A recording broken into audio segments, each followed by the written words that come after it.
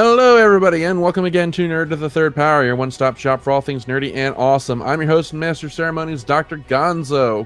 With me, as always, this epic quest of awesomeness is our resident anime goddess, the Cat. Cat, how you doing this week?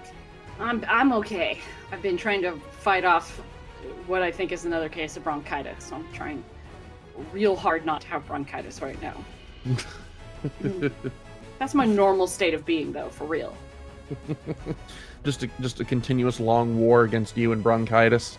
Yeah, I mean, like, that's been, like, my last 2 years. Me versus the bronchitis. Ash versus the Evil Dead. Autobots versus the Decepticons. Coke versus Pepsi. Joe versus a volcano. That's the level of rivalry. I'm not familiar with that last one. Oh, it was like a Tom Hanks movie from the early 90s? All right, well, we got a fun show for you guys this week. Today, we're discussing something that you guys have been asking us to talk about for a while, and now we're finally getting onto it with Season 3's release, and that is Stranger Things, the hit Netflix series that just had its third season come out a couple weeks ago, and I've been really excited about it. I know Kat's really excited about it, so yeah, it's going to be a fun show. So definitely a lot to talk about that. But of course, serious procedure to follow, so we are going to begin, as always, with Ask a Geek. And first question here. Let's see here now. Let's see if we gotta get if we can get a weird one here. Okay. Here's a question from Melanie, and her question is for me, and it is: what is the weirdest thing that I have ever seen in somebody's game collection? And I actually have an answer for this one. That really surprised me even when I saw it. I recently, just a couple weeks ago, went with a friend of mine we did a circuit of our retro stores that we hit up in Pennsylvania. And in one of the stores, we found, and if you're watching on YouTube, I'm actually going to include the video clip that I took of this thing. I found this Starlight Children's Foundation Nintendo 64 cart. And it's basically just this giant cart with a TV built into it, with an N64 and some games hooked up to it that, hospitals would wheel around to children's wards where kids are like waiting for surgery or are confined to the beds because of some vicious hell disease. And this store had one of these carts in their stock, and it was for sale. And can I tell you just how hard it was for me to not just whip out my debit card and just drop the $1,500 for this thing just right there? But I was like, yeah, I'm in Lancaster, Pennsylvania, and I don't think I can fit this in the trunk of a Prius. I'm going to have to come back when I have adequate transport. So that, I would say, is the strangest thing that I've ever seen. Not necessarily in someone's collection, but just out in the wild. So yeah, that's definitely the most out there thing that I've seen yet. But if there's one thing that I've learned about game collecting, it's that there is always something even weirder out there. So I eagerly look forward to the day where I find something that actually tops that. Kat, what about you? What's the weirdest thing you've ever seen in an anime collection or on sale at an anime con? Oh gosh, like the weirdest I don't know, because honestly, my concept of what's weird is pretty skewed because anime fans, the anime fans in general are pretty fucking weird. I honestly can't think of anything weird, like anything that I would consider weird. Besides the fact that, like, it's a little bit harder for us to get stuff here.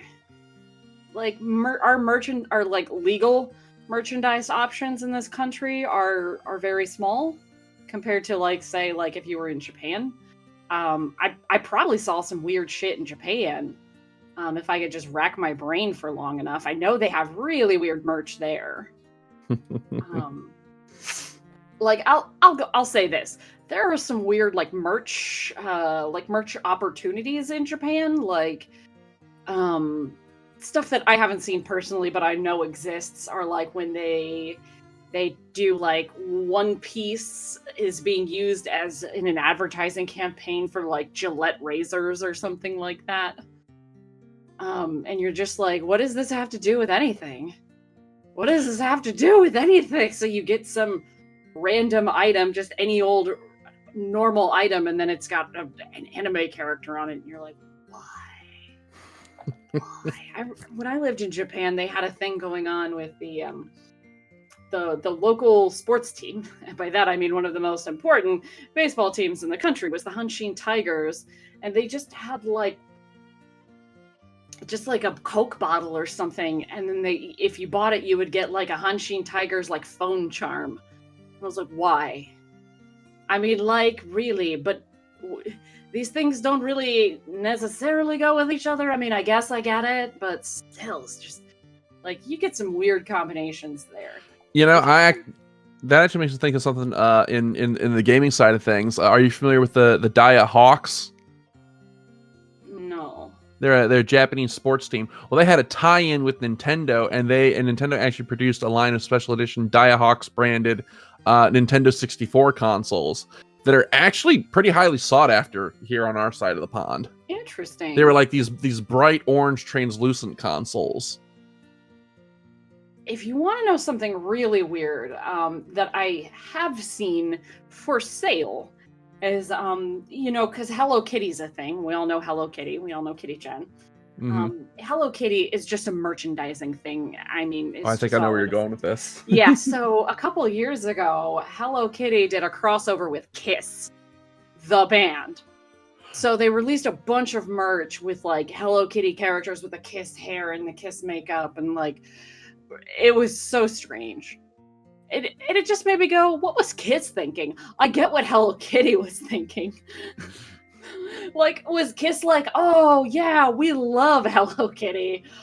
Like, I don't know, but it's so crazy that there was all this merch out, and you could probably still find it like online and stuff. I think I've actually seen one of those recently. Those Hello Kitty Kiss dolls. Gotta say though, that was when you brought up Hello Kitty, that was not the direction I thought you were going to go with that. Oh gosh, which way were you thinking? Well, I immediately had a flashback to the Hello Kitty episode of The Toys That Made Us, where they talked about the quote unquote shoulder massager. Hint, hint, nudge, nudge. That is a thing, guys. They made Hello Kitty dildos. It's a thing. Shoulder massagers, because that's a thing. Yeah, that's right up there with ethical mechanics is loot boxes. Yeah, who are you trying to fool? No, I think the crossover with Kiss is weirder than the vibrators and dildos and stuff. I think that's still weirder. Yeah, you know what? I got to give you that, because like, the vibrator, that's just like it's like you've done everything else. You may as well tick off this one last box. But Hello Kitty and Kiss, someone had to sit there and think of that for a while. That was a meeting. That was like several meetings going, what can we do next? And then people were throwing out ideas and writing them up on a board and crossing stuff out because it was too inconceivable. And somebody circled Kiss up on a board and was like, that's the one we're doing. Well, I mean, it could have been worse. It could have gone with the Rolling Stones and had a Keith Richards branded Hello Kitty that came with like a heroin needle. If Keith Richards was just a little more distinctive looking, that's because I think that's what it was with Kiss, is they're so distinctive looking. You look at the branding and you're like, I know what this is. So that's what they were going for, because it's like Hello Kitty. You're like, oh, that's Kitty. That's the same thing with Kiss. It's immediate recognition. Yeah, anyway. the one thing they're missing was like because I'm looking at the picture one right now, they didn't give her Gene Simmons' tongue, but I guess that makes sense because she has no mouth, and yet she must scream. There used to be a website called Hello Kitty Has No Mouth. Oh God, that's a throwback. Yeah, this was like what, 2002, 2003? So long ago. Hello Kitty Has No Mouth, but they make Hello Kitty toothpaste. That was the whole website. Was like Hello Kitty Has No Mouth, but ... Now I'm curious. Is it still there? Yeah, I'm curious.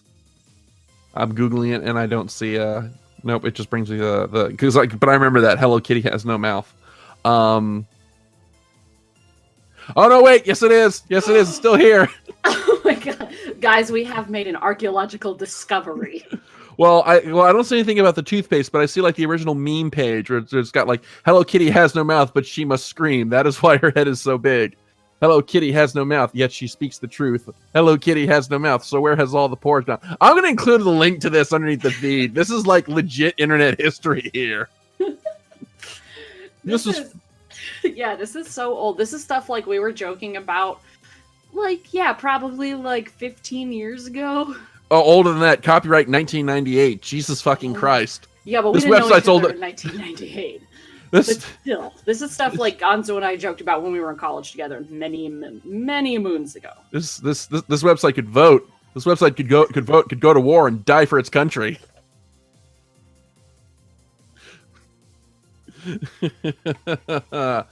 All right. Okay, let's see. But yeah, I'm going to include a link to this underneath the feed here for you guys to check out.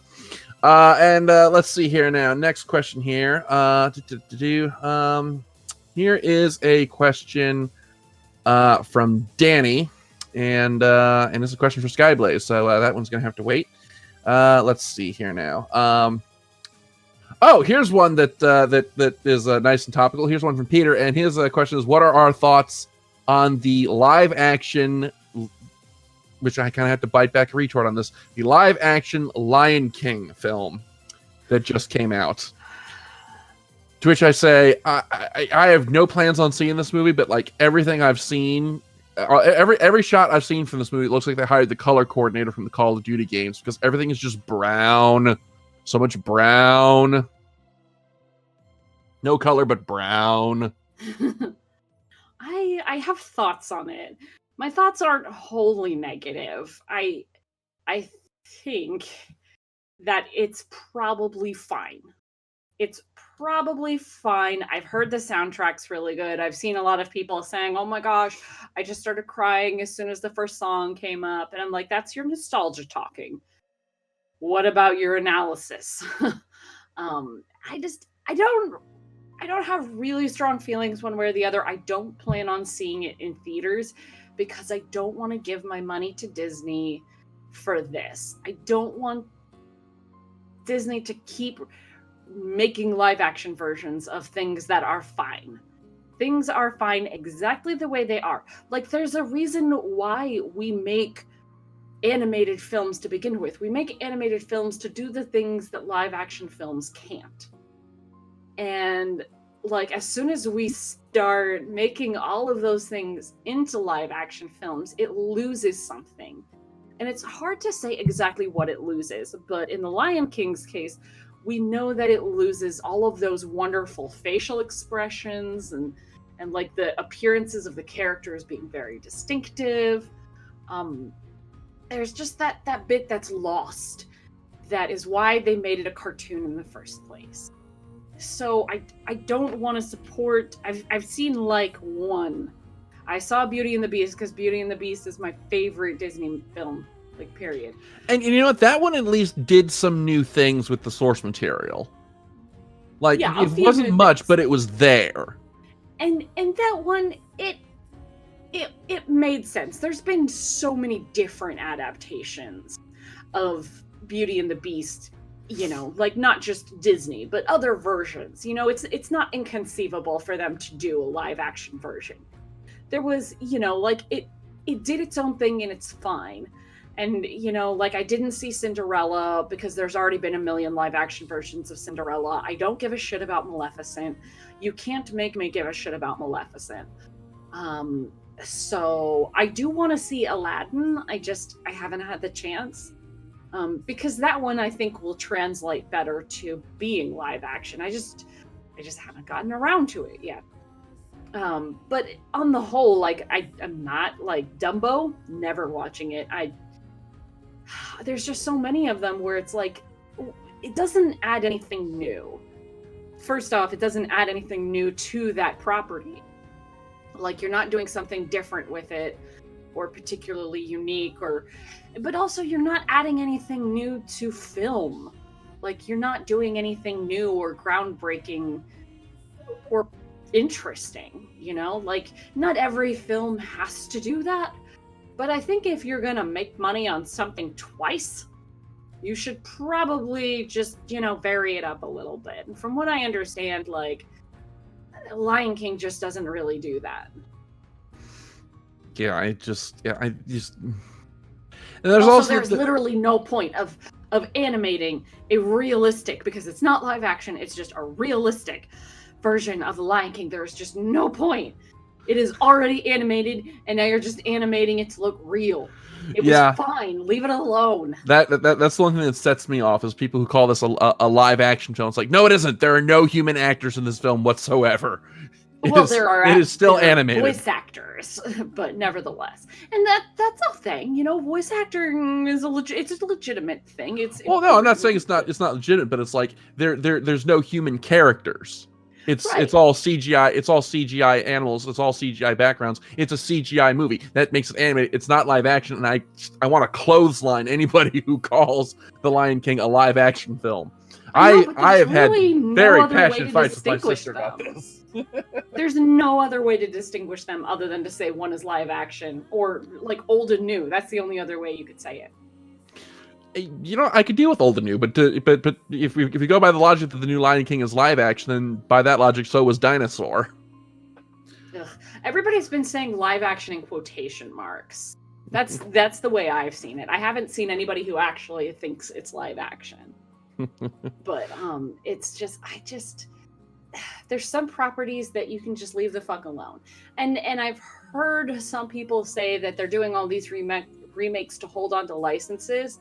And I've heard other people say that that's not the case, because, you know, like they have to like produce something every once in a while in order to not lose like the trademark or the copyright or whatever. And I've heard other people say that that's not really the case for this, you know, for these like Disney movies and stuff, that, you know, the patents aren't ready to run out. I mean, that argument makes sense for things like, say, Cinderella or Maleficent that are based on public domain properties. But, I mean, The Lion King, unless you want to get into the whole Simba versus Kimba argument, which is a discussion for an entirely separate table, you know, that was a wholly Disney-created product. There's no license to lose. Well, you know, like something might eventually go public domain. You know? Like, that's why they, like, years ago, they changed the, like, every time you go see a Disney movie, there's, like, Steamboat Willie driving it, and they, like, made a new Steamboat Willie animation so they could patent it so they could keep Steamboat Willie. Yep. So, like, that kind of thing. Like, they just got to keep doing it to make sure they don't lose it. They don't fall into public domain. Yeah. But I've heard that that's not actually true. That's not why they're doing it. And I would believe that it's not true and that they're just doing it to make money, to cash in. Got to get those dollar bills. Yeah. And, you know, I'm not wholly against it. There are some franchises that I think lend themselves well to live action versions, you know, ones with mostly people in them, for example. And give me a live action Three Caballeros or get the hell out of my sight. Shit, I forgot what I was going to say.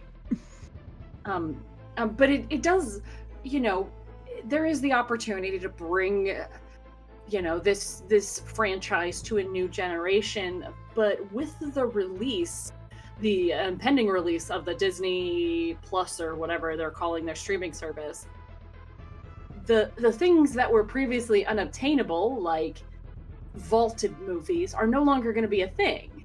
So to me, it's like, okay, we're not restricted, like, because we can't get the movie on DVD because it's in the vault. Everything's going to be at our fingertips now.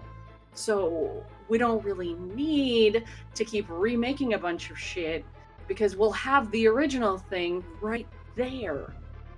So they're just double dipping, basically. You know, I really do wonder that. I wonder if they set out a plan for all these live action movies before their streaming service was finalized, or if they are really just like, no, give us all the money. It's probably just give us all the money, let's be real. So, all right, but that's all the Ask the Geek questions that we have for this week. Thank you as always for sending them in. As always, you can send them to us through the email at drgonzo@nerdofthethirdpower.com. We love getting your questions, love reading them on the air, so go ahead and get your questions in. You just might get yours read on the show. And now that we've had our visuals, let's get right down to the meat of the show, and that is Netflix's Stranger Things, a show that I have been wanting to talk about since season 2 came out. I was one of the latecomers to Stranger Things. I absolutely fell in love with the show once I finally got around to started watching it.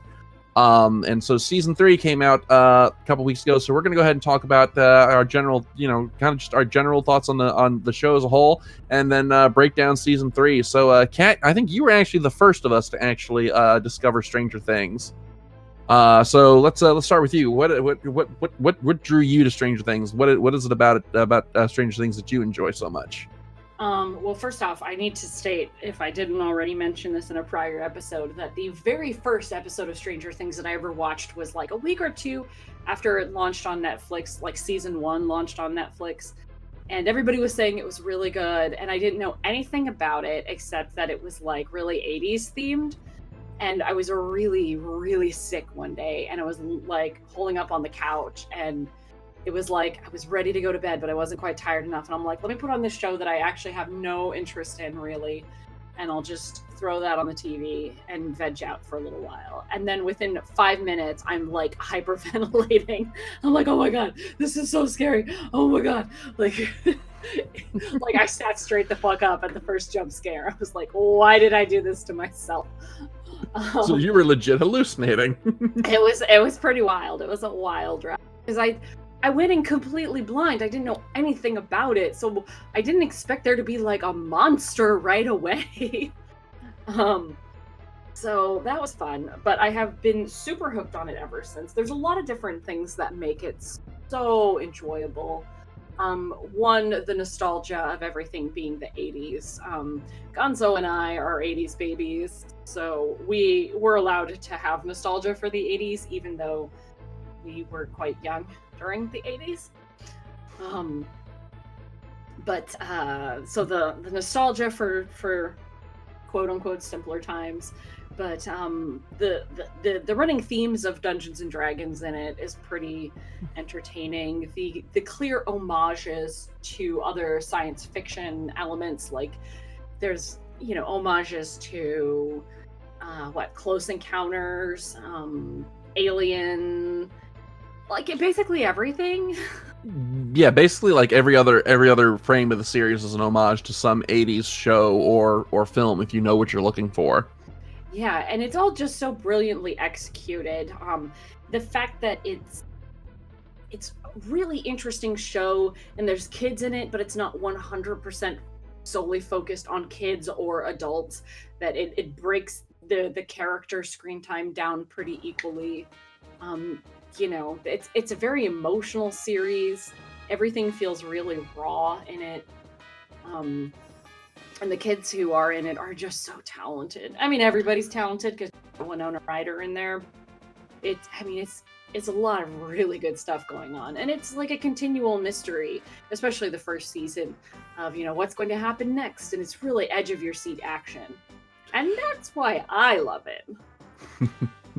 Yeah, one of the two things that I love the most about Stranger Things is, one, like you mentioned, how it uses the 80s tropes. And it kind of, there's so much of this focus now on subverting tropes and subverting expectations, whereas Stranger Things just kind of plays into the hilt and says, you know what, these things don't need to be twisted around at every single turn. We can actually play these to the hilt and still make something good out of it. Like, one of the standout ones is, if you've seen a lot of 80s movies, particularly ones about kids, there's always the bully character that torments the lead kids and winds up getting their payback in a spectacular and over the top fashion. And you had those you've had one in some form or another in every season so far. But the ones in the first season are the ones that stand out the most to me, just because of what fucking little shits they are. I remember I remember the scene at the cliffside. Where Eleven goes ham on these bullies, and I remember it being, I'm looking at this like, I should be horrified by what I'm seeing these kids do to these younger kids, what these bullies do, but at the same time I'm kind of laughing because this is just so 80s, it's hysterical. The other thing that I really like, and I want to, this also goes back to your earlier part about how talented the child actors are, is one of the things that really has bothered me about modern media about kids or surrounding kids is there's this tendency to make the kids be almost like miniature adults. Yes. Like they they know things that they really wouldn't at that age, or they have priorities that they wouldn't have at that age. But the kids in Stranger Things are just that. They're kids, and they act and behave as kids would. And like the standout moment is, I believe it's in season 1. It's when Dustin and Mike are talking in Mike's basement, and Mike and what's the black kid's name? I can't remember it off the top of my head. And Lucas. And Mike and Lucas have had a fight. They're not talking to each other. And Dustin's like, okay, you know the rules. You drew first blood. You've got to shake his hand. And Mike's like, no, I'm not going to shake his hand. Dustin's like, no, you got to shake his hand. This is the rule of law. Obey or be banished from the party. And like, that is just, what group of friends didn't have those weird playground laws, growing up, that nobody can remember who came up with those rules, but they were unspoken, they were clear, and they were ironclad, and everybody just obeyed them. And it's like, but it's like that kind of thing that, solidifies these kids as kids. And I just absolutely love that. And, the cast is in general, it is large in each season, but the show is so phenomenally paced that nobody's really stealing the spotlight. Everybody gets kind of an equal level of importance to the plot, except for maybe Max in season 2. But I think her introduction in season 2 was to set her up for the arc in season 3. So in hindsight, that's a little less egregious than I initially thought it was. Excuse me. But yeah, just there's, I don't know. You ever watch a film or a show that you can just tell as you watch it that the people who made it had a real passion for what they were doing? That's what I see in season 3. I can't point to a single actor in this series and think, okay, I don't think he was having a good day this day. It's like, it really feels like everybody's just having an absolute blast making the series and absolutely loving it. And it really shines through in the performances and the production. You could tell the Duffer Brothers are huge nerds. I love that you can tell that they're huge nerds. Indeed. So I guess for those who haven't seen the show, before we start breaking down season 3, we should probably give a quick recap of seasons 1 and 2, and what kind of stuff goes down in there. So Kat, why don't you go ahead and just give us a brief Cliff's Notes of the first 2 seasons? Oh, brief? Shit. That's going to be hard. Okay, so the basic premise of Stranger Things is that in the quaint town of Hawkins, Indiana in 1985, there are a bunch of secret scientists who work for the government doing experiments, and they have a girl who is called 11, and she escapes. She escapes after she has kind of sort of accidentally torn a hole into another plane of existence that's sort of like this eldritch monstrosity plane. Think Silent Hill with a lot more dust. Or if you're a D&Der, it's very abyssal. There's a lot of Call of Cthulhu shit going on. And there's a group of 4 friends. Mike, Will, Lucas, and Dustin, who are kids, just 4 really good friends, and a couple of their older siblings and stuff. And Will goes missing one night, and he has been taken, they don't know it, but he has been taken by a monster from the other side of this gate, called a Demogorgon. And the first season is everybody, the parents, the police, and the kids, all trying to figure out what happened to Will. So it's kind of like this really horror mystery of everybody's coming to realize what the viewer already knows, is that there is monsters involved, and they are terrifying, and that 11, this poor girl who has been basically raised in a laboratory, who can barely speak, is their best chance of finding Will and stopping the Demogorgon. So a lot of stuff happens. And they defeat the Demogorgon, and then 11 goes missing after defeating the Demogorgon. It's kind of presumed that she might have died. And then in season 2, you find out that Eleven didn't die, and that the police chief, Jim Hopper, has actually been hiding her out in the woods and acting like her basically like a surrogate father to her, and trying to teach her, but also keep her safe, because there was this big cover up and people died. And so, he's afraid of her basically getting snatched up by the government again. And while all that's going on, we find out that Will, who had been taken to the other side of the gate, had been brought back. He was not quite normal. There was a lot of weird stuff going on with Will. And so most of the season is spent with Will being manipulated by a new monstrosity called the Mind Flayer, which, for everybody who plays D&D, is nothing like an actual Mind Flayer, but it's really cool. So Will is being manipulated across the gate to because this gate is still open. Like, it never got closed. The tear in between planes that L opened was never closed. So there's this creature called the Mind Flayer trying to get through, and because Will was a good vessel, he's manipulating Will into a series of events. And so a lot of season 2 is trying to get Will back on track, trying to keep him from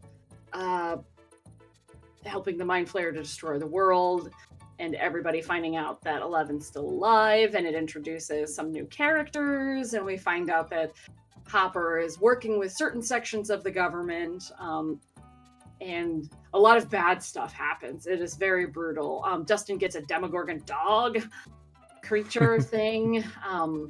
It gets weird, but it ends with L closing the tear.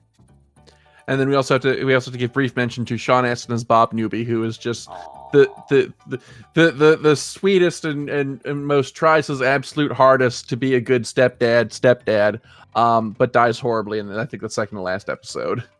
Yeah, it did have Sean Astin playing Samwise Gamgee, basically. He was such a cinnamon roll. But like the song says, the good die young. So one of the things that came about in season 2 was the introduction of a pair of characters to the cast, and that is Max and her older brother Billy, who serves the role of the bully for season 2, and Max is a new addition to the group of friends, bringing the total out to a total of 6, and that's important because Billy actually winds up being really important to the plot of season 3. So I guess now this is the part where we're going to start talking about season 3 and the plot therein.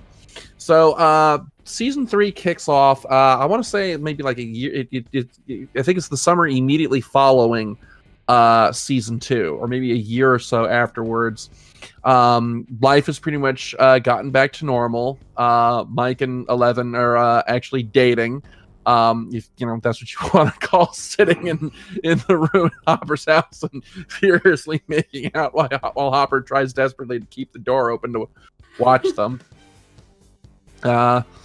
Let's see. The gang, the rest of the friends have come back from their various summer vacations. Dustin has come back from a science camp with tales of a girlfriend in Canada that the stereotypical I've got a girlfriend that you're not going to meet story that we all had as children.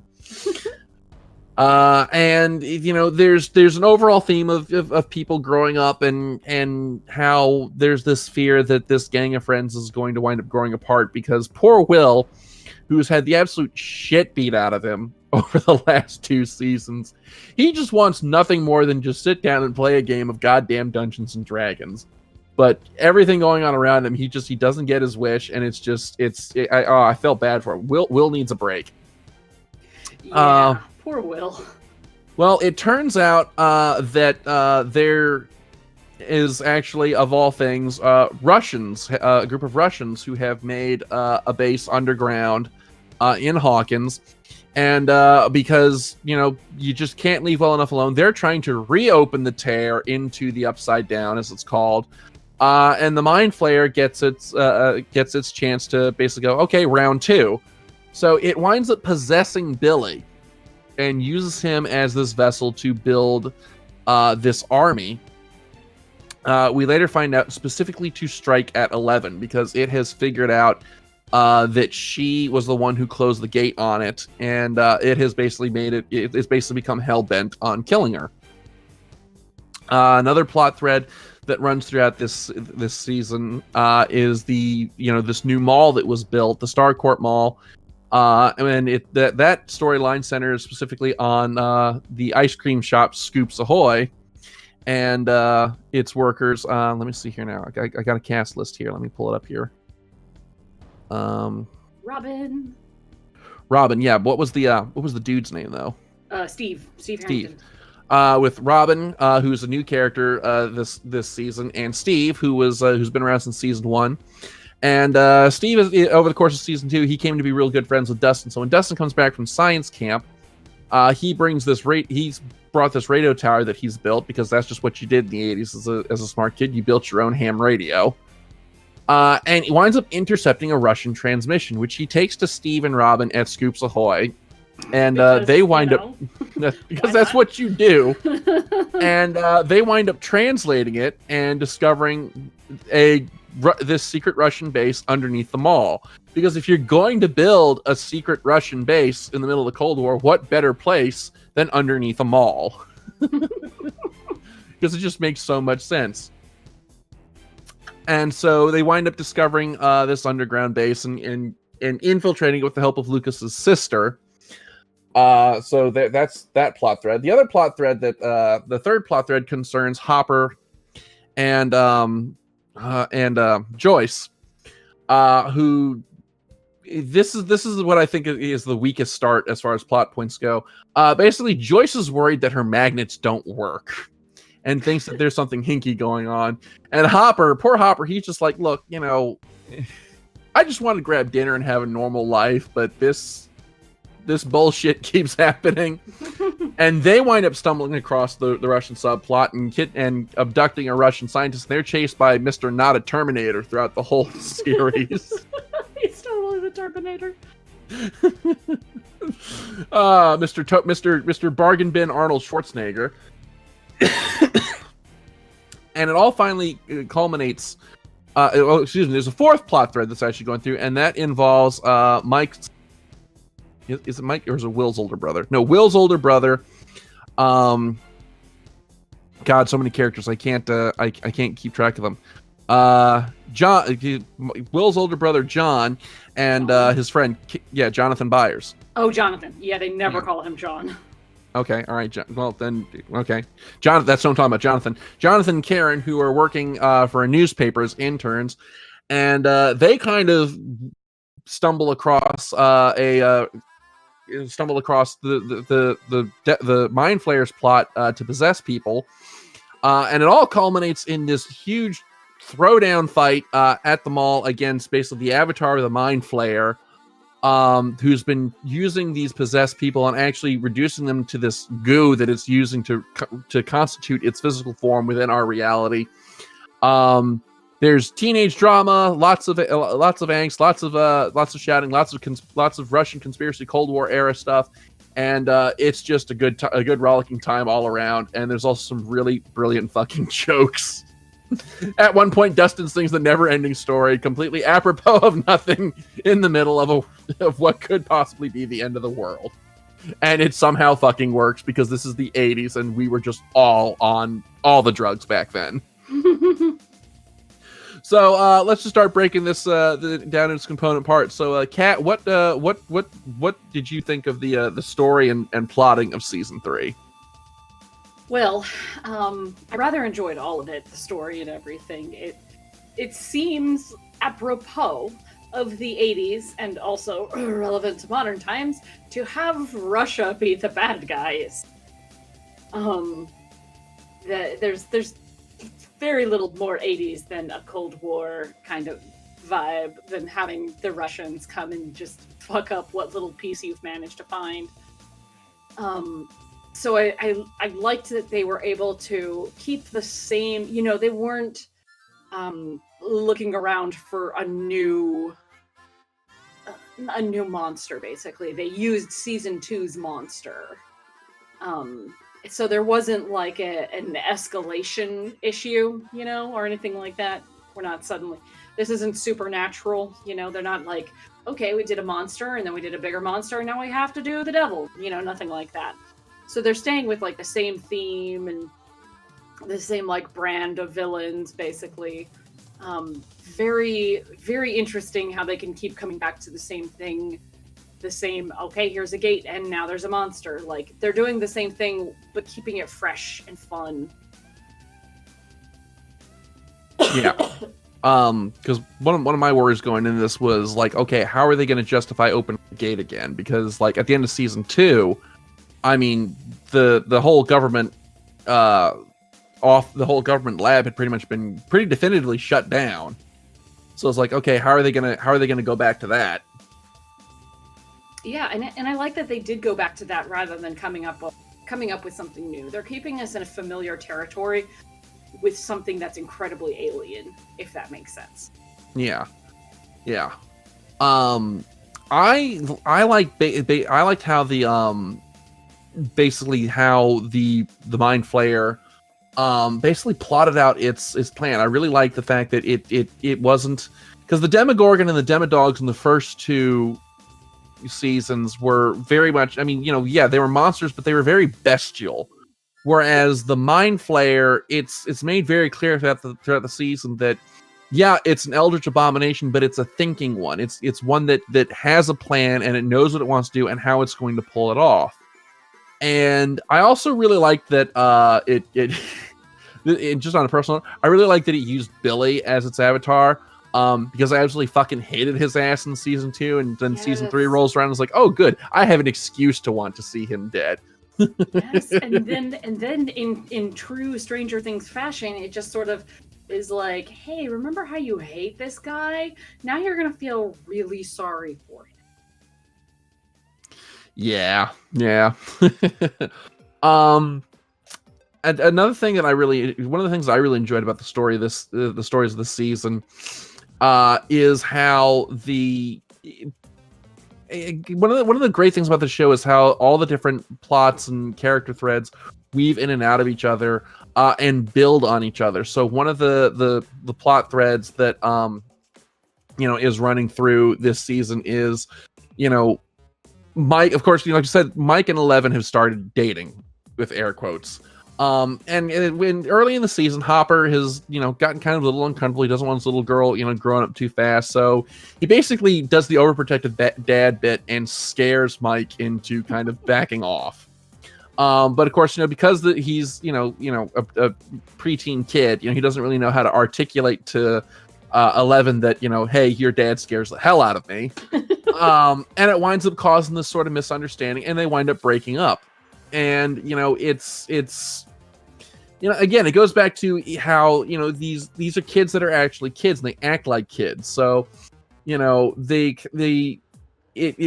this drama that Mike is kind of distraught over the fact that he's broken up with his first ever girlfriend, but at the same time, it's like later on they're just kind of like they get back together, but it's not in an over the top, overly sentimental.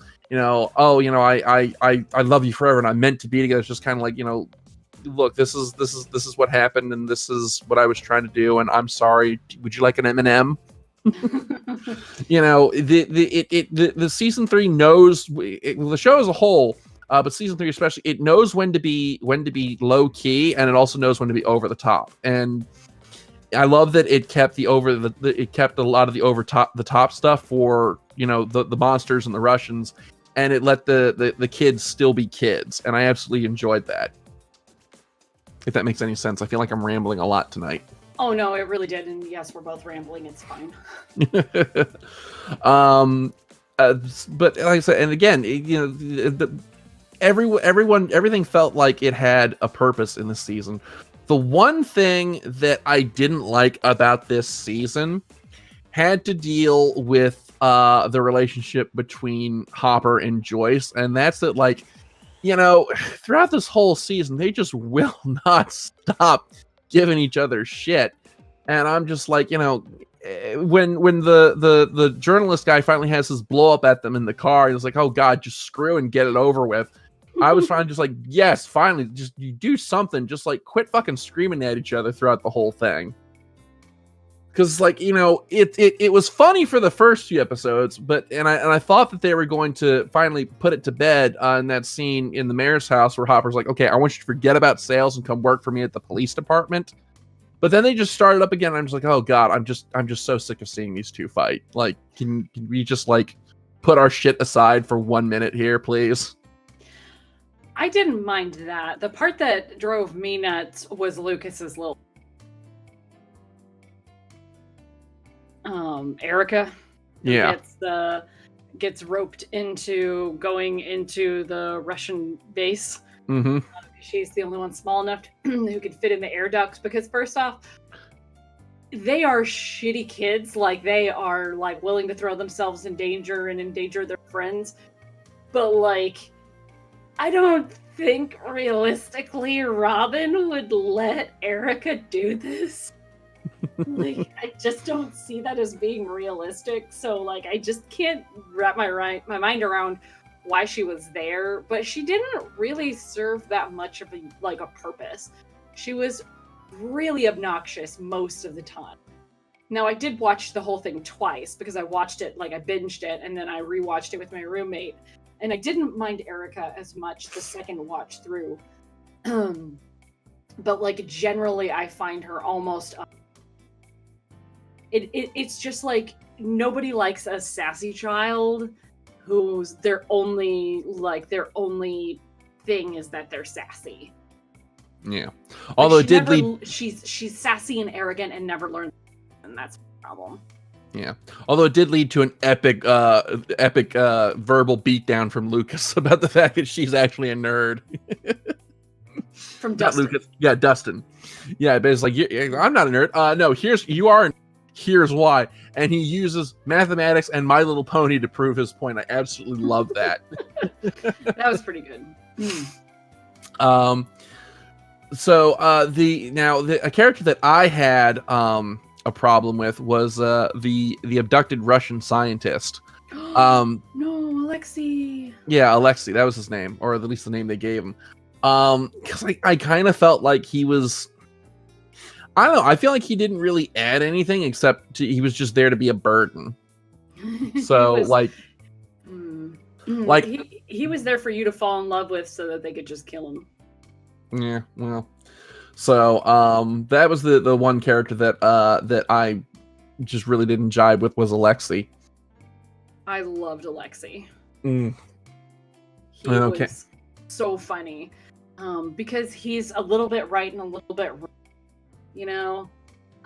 But like, genuinely, you're like, oh, this is somebody who humanizes the opposition. He's one of these scary Russian scientists, but is he though? He just seems like a nice guy who wants to watch cartoons and not die. Yeah. So, but I mean, just again, just there's so many different plot threads that run through the season, and it's hard to discuss all of them. But like I said, they all just come together so brilliantly.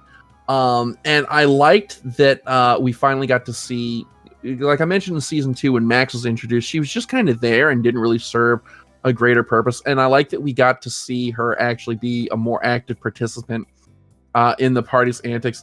And I absolutely loved the bit, I think the halfway point, where she basically plays the devil on Eleven's shoulders, like, okay, look, Mike is fucking lying to you. You need to drop his ass and come shopping with me. Because it was I don't know, it was great to see 11 get to be like an actual normal kid for once, and I absolutely love seeing that, and it just it warmed the cockles of my cold, black, diseased heart. Yeah, because Max's role last season was to be the outsider. And this season, she's in on everything. Nobody has to hide anything from her. She's officially one of the party now. So she gets to actually, like, not be shit all over. Like, second season was really rough for her because she's trying to make friends after coming from a really pretty abusive family, all things considered. And these guys are just treating her like trash, really. And it's because they're kids and they don't really get it. And it's kind of, it's realistic that they would be like, we can't tell her anything. But we still want her to be our friend because she's kind of cool.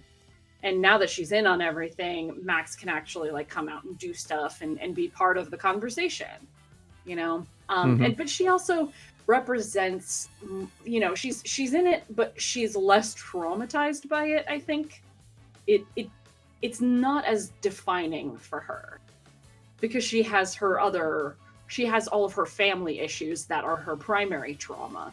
So like poor Will just wants to play D&D because he spent 2 seasons like getting kidnapped by monsters and abused by monsters, and his friends have spent 2 seasons trying to help him, and she's like, yeah, but I've spent most of my life getting abused by this asshole.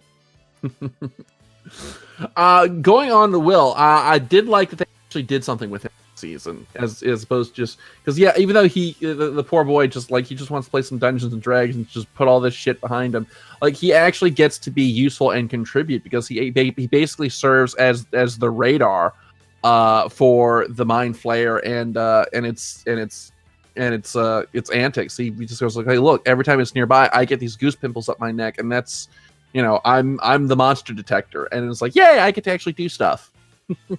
Yeah, it was nice for him not to be a damsel in distress, kind of, a whatever in distress, a poor child in distress, somebody who, he doesn't need to be rescued this season. It's nice to see him get to be normal and not be kidnapped and traumatized. He's still traumatized, but now he's more proactive about his own fate. Yeah. And honestly, since he was the one going, hey, can we just play Dungeons and Dragons? He's honestly a relatable character for me because he doesn't give a shit about all of this romance and teen drama. He just wants to play Dungeons and Dragons, and I feel that. But of course, we can't discuss We can't discuss this season without discussing the monster design of the Mind Flayer. And can I say this thing was like fucking disgusting and terrifying, and I absolutely loved its design. Yes. Again, nothing like an actual Mind Flayer. So it's just sort of, would you describe this as like a multi-legged, really long-legged creature with like tentacle face? I would describe it as what you would get if a Tyrannosaurus and a T-Rex had a baby. A Tyrannosaurus and a T-Rex. Excuse me, a Tyrannosaurus and a tarantula. Yeah, that would be. It's really horrifying. I thought that the ick factor was a lot higher this season with the introduction of the Mind Flayer into the physical realm. Like in the previous season, we got to kind of see it in its own plane of existence, and it was sort of like there, but it wasn't like hardened into reality, basically. Yeah, it didn't have like a defined like it had a kind of shape, but it was a very kind of, not really defined. Yeah, it was like it was out of focus. And it had like these very, like, it was very soft, because most of the time that we saw it was like in a quick vision or one of Will's drawings or something like that. And so it just looked not quite real. And then when you put it into the real world, and again, like you said, it's made up of people. That's disgusting. It is really, really icky. There was like exploding rats everywhere congealing into this thing, exploding people everywhere congealing into this thing. It was a high gross factor this season. And that it made it a little bit harder for me to watch because I like the ick, but it made it that much more terrifying because we got to see it getting bigger and bigger until it's like climbing over the mall like a big fucking spider and chasing them down the road like a fucking Tyrannosaurus in Jurassic Park. I mean, and then like the ick factor continues with the fact that like it can, like, its tendril feet thing, tentacles, whatever, like it can pierce, it can impale. It's just, oh god, it was so icky. But unlike, like, say, season one where we had the Demogorgon and that was the villain, the face of the Mind Flayer was Billy. So that, I think, presented really interesting things because this was the first time we got to hear the actual thoughts of one of the monsters. Because in the previous season, it was Will saying he doesn't like the cold or he doesn't like this, and interpreting the emotions of the Mind Flayer, whereas this is Billy basically as a mouthpiece. He's like the Metatron of monstrosity. So it's literally the Mind Flayer talking through this human vessel. And I think it's really interesting because it really shows the acting chops of the guy who plays Billy. And same thing with Will in season 2. There was so much nuance and then into these wild extremes that both of these actors have had to play as they've been possessed by the Mind Flayer. But Billy really killed it this season because, like we said, he was a bully last season. He was like, wow, I really hate this guy. And they were really just setting him up for the 3rd season to be the main villain. And he just really knocked it out of the park. He's so sleazy and like, ugh, but good to look at, I guess. But then for him to be possessed by the Mind Flayer, you're like, wow, he's an asshole, but he doesn't deserve this. And then watching him like basically lead people to their deaths and then get away with it, you're like, oh, fuck you, Billy.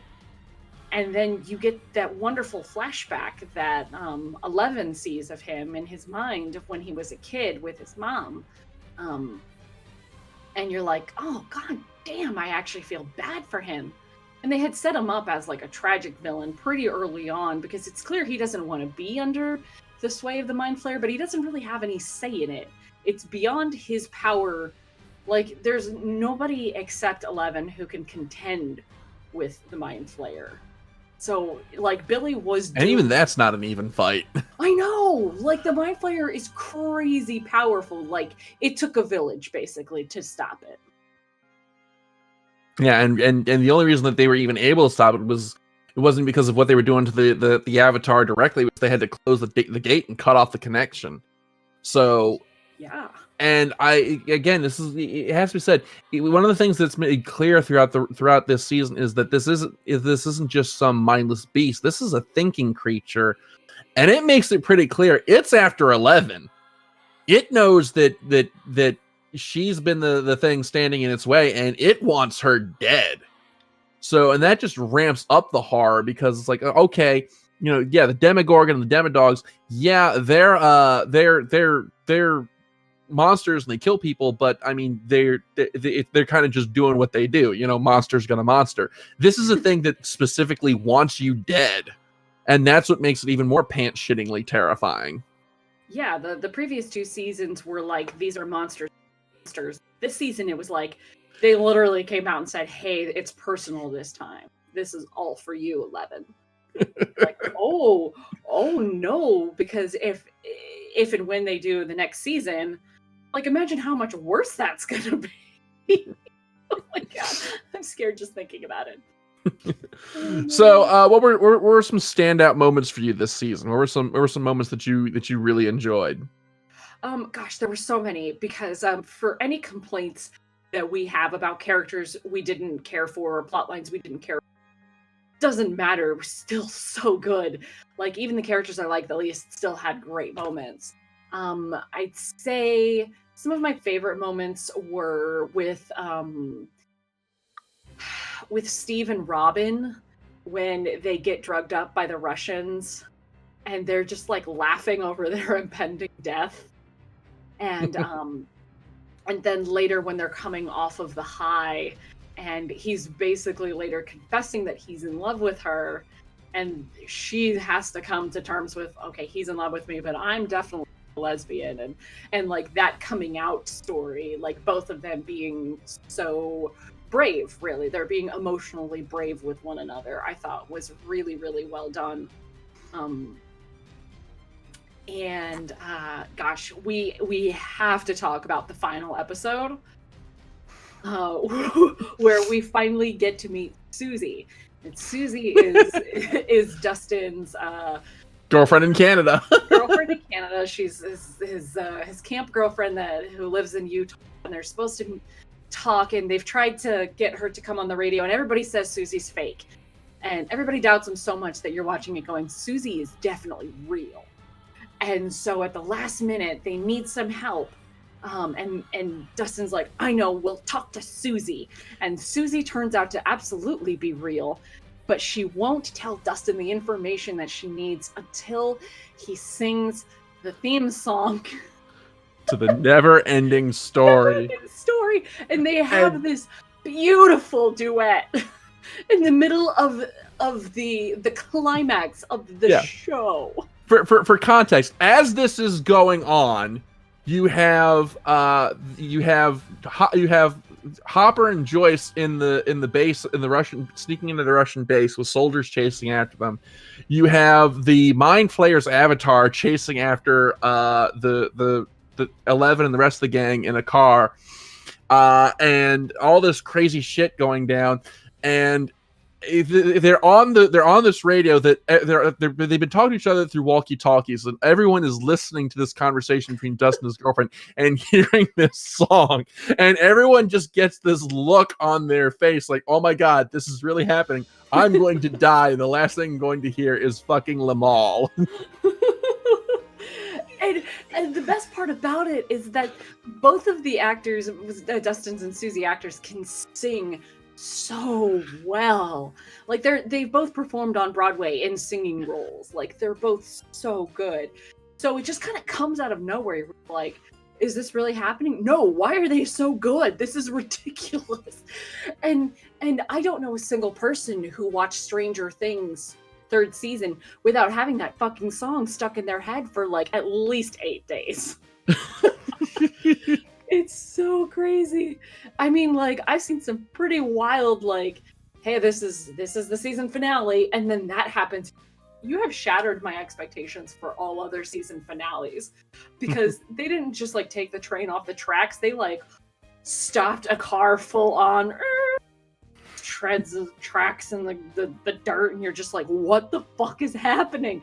It was such a crazy derailment, and it just fit the series so well. Oh gosh, that was like hands down. Everybody that I says that was one of the best moments of the show. Let's see. One of my favorite moments came from Lucas, and it's when they're in the convenience store and they're trying to get stuff together to to fight back, and he sees this fireworks stand. And Lucas never really got to show how smart he was in the first couple seasons. He was just kind of more the scrappy fighter, but he figures out that okay, look, if we take enough of these fireworks and we mix these together, we can get basically sticks of dynamite here, and it actually pays off because they actually managed to use it to actually hurt the Mind Flayer's avatar in the last battle. They don't manage to kill it, but they managed to at least make it think twice about what it's doing here, getting its shit kicked in by a bunch of kids. And then in the middle of that, they have a debate over old Coke versus new Coke, which I thought was like, you have to address that. You can't set your show in the 80s and not address new Coke. Oh man. I liked the shopping montage with 11, and it was just nice to see them being kids and being girls and going out and doing the thing you would have done in the 80s, going to the mall, trying on ridiculous looking clothes, getting your picture taken.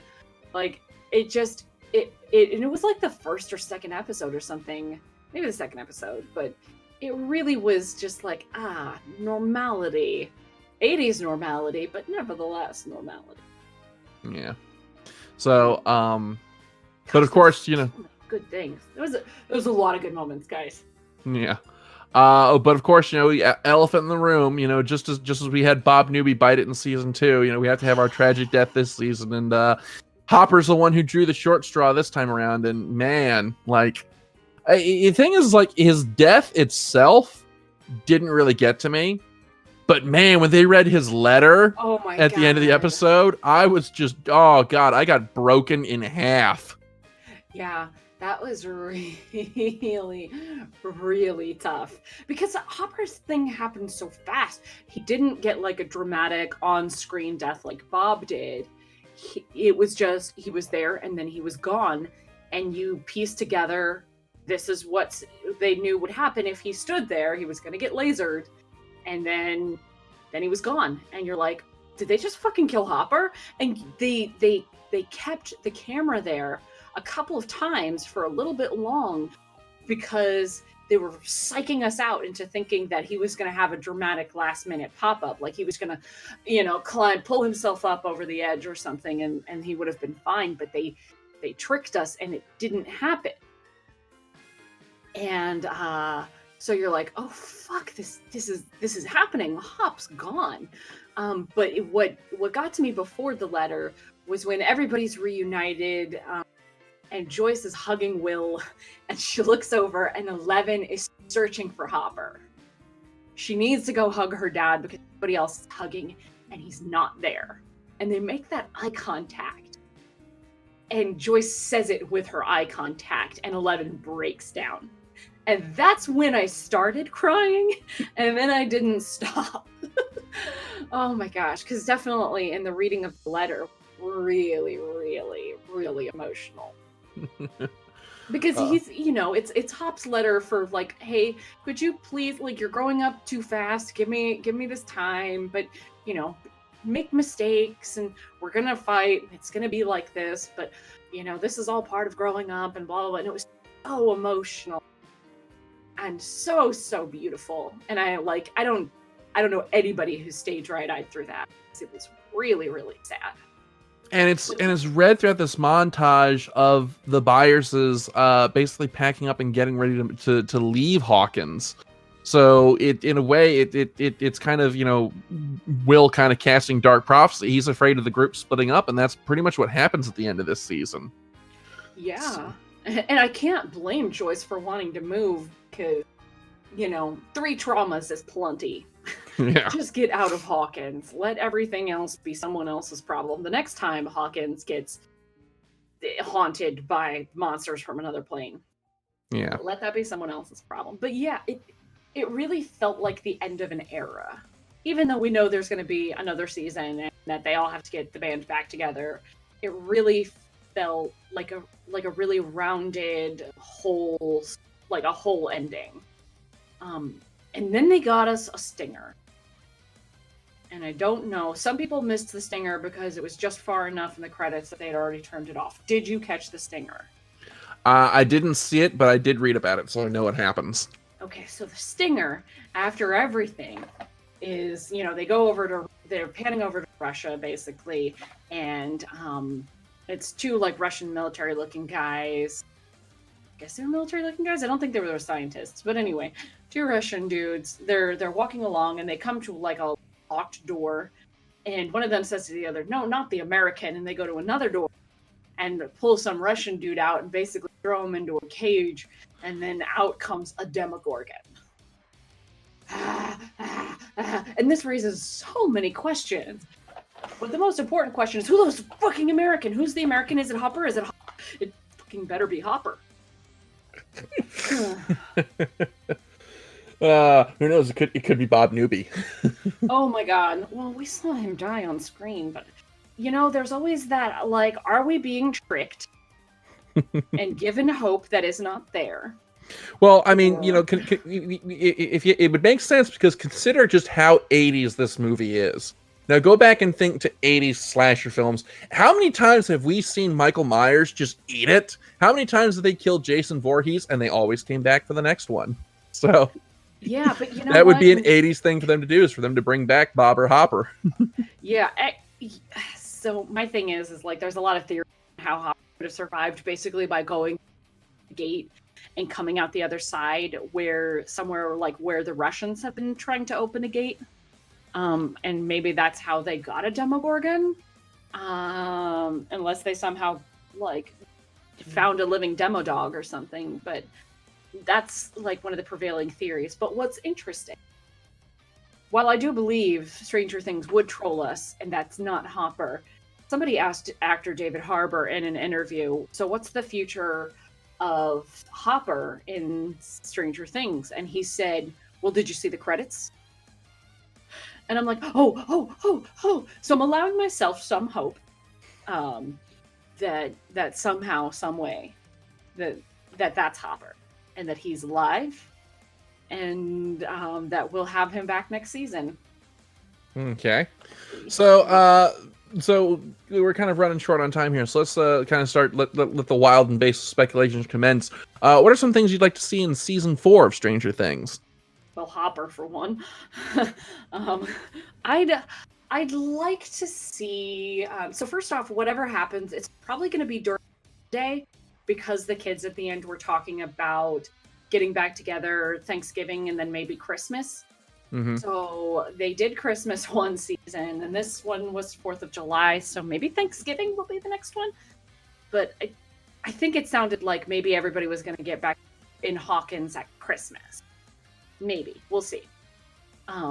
So I'm hoping it's another holiday. Yeah, it's been a different holiday every season. The second season was Halloween. Yeah. So it's got to be during another holiday, first off. So maybe Thanksgiving? That'd be kind of cool. I don't know why, but just to keep the theme.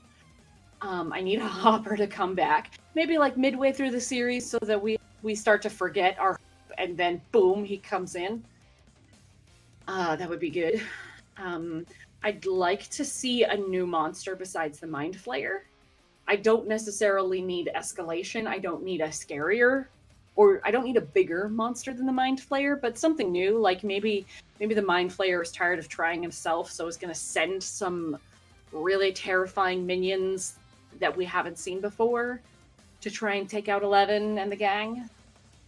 I'd like to see the fallout with Max's family, with Billy being gone. I feel like that's going to have a big impact, because Max's story in this season was particularly good, because she hates Billy because he's an a-hole who treats her like shit, but it's also like she does genuinely care, and doesn't want anything bad to happen to him. So she was very distraught with his final outcome.